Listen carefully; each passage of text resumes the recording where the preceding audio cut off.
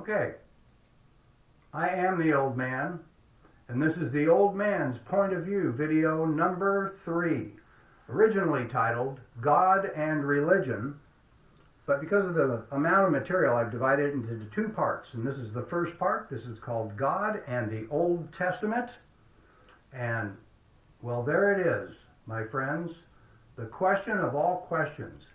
Is there a God? And if there is, which one? Or who? Or what is it?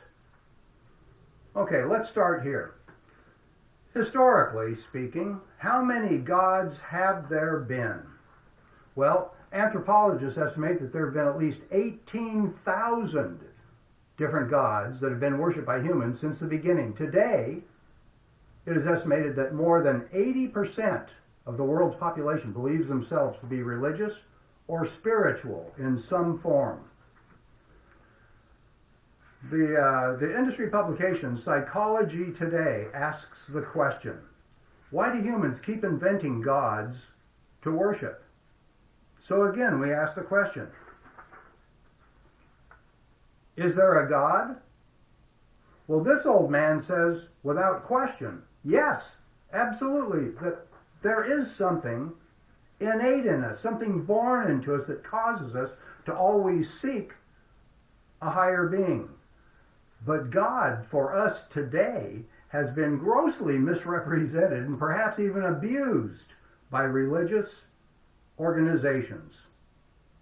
Now, when I speak of organized religions, I can only speak from the perspective of a Christian, raised as a young individual in the Christian tradition. And even though this old man has read the Old Testament 3 times, and I have read the New Testament 4 times, I have not read the Torah, even though I understand it's basically the same as the first 5 books in the Old Testament. And I have not read the Quran. And I have no authority or even the inclination to comment regarding those most holy scriptures. My following comments will be regarding the King James Version of the Holy Bible, the Bible I was raised on as a child and as an adolescent. Now, in the Old Testament part of the Bible, there is the story of the creation, and then after that, all the genealogical begetting, and then we have several stories about the God-directed activities of the Hebrew or Israelite people, or those who would become the Hebrew people. Now, this discussion could go on for a long time because there's so much material, but I just want to keep it as simple as possible and give you a few examples why this old man does not take the Bible at face value. Now, don't get me wrong, I love the Bible. The stories, the ethics, the morals, the values, especially in the New Testament. But to believe that these stories and events are true to the time, the authors, and the people to which they're attributed in the Bible, well, this old man just doesn't believe that even for a minute. As I said, this is a big discussion with many parts. So let me just explain something here. To really understand the Old Testament, you must first know something about how empires and civilizations are built and understand the process of assimilation. In the process of assimilation, the new dominant or successful culture absorbs some of the features, beliefs, and laws, the stories and the myths of the former civilization. Over time, these stories and myths and laws become part of the new civilization, often just by simply changing a few of the details of the stories. Even though hundreds of years can pass since the process of assimilation took place, these different stories, myths, and laws, even though now seemingly stories of your people, they've still come from and originated from a different place and from a different people and from a different time. In in the Old Testament, there is the story about the infant Moses being placed into a basket and floated down the Nile River so he wouldn't be killed. This story is about 1,300 years before the birth of Christ, of Jesus, I should say. This is actually a story that came from the Akkadian Empire and was carried as a verbal history or a myth by Abraham and his people when they left the city of Ur about 2,000 years before Jesus was born. Over time, this Akkadian story was assimilated into and became part of the historical myths of the Hebrew people. These would be Abraham's descendants. And later, it was included as the story of Moses in the Old Testament, part of the Bible.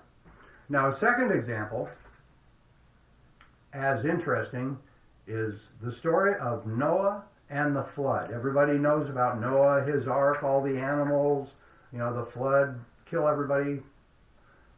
So, the flood myth is another story which came out of Mesopotamia and is actually a myth of the Sumerian people. The flood myth comes from a story called the Epic of Gilgamesh. Story again carried by Abraham and his people, and over time assimilated into the historical myths of the Hebrew people. But it actually came from the Akkadians 500 years plus before that time of Abraham. If you're interested in comparing the flood of Noah and the flood of Gilgamesh, you can go to this website here for a very interesting, simple to understand comparison, step by step. So the flood myth of Gilgamesh, which was about 2,800 years before the birth of Jesus, predates the Noah flood by several hundred years, and the Sumerian Gilgamesh flood myth is predated by an Akkadian Atrahasis flood myth, perhaps 800 years earlier. So the story of the flood is much, much older than the story of Noah and his ark. Religious researchers, anthropologists, and historians all agree that the Old Testament story of Noah actually comes from the Sumerian story of Gilgamesh. Now, given these two examples, I must say that there are still many, many others, and there are definitely other authentication challenges that the Old Testament has. Here are some of these examples of these other issues. Biblical researchers state that most of the Old Testament comes from other, more ancient sources. The Hebrew writings were merely taken freely from Sumerian, Babylonian, Egyptian, and even Greek sources. Horace Mayer Kellen, once a professor at the New Jewish School of Social Research, said that the book of Job, was lifted entirely from an early and obscure Greek play. Immanuel Velkovsky said that the book of Joel and the book of Isaiah come from the Vedic hymns. Hebrew scholar and researcher Zechariah Sitchin says that the book of Genesis is based on the Sumerian creation myth. The story of Noah comes from the legend of Gilgamesh. The Psalms were written word for word, or were taken word for word from Akhenaten's Hymns to the Sun, written 600 years earlier in Egypt.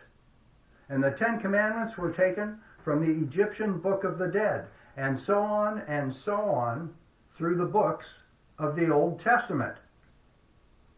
And so we must ask again,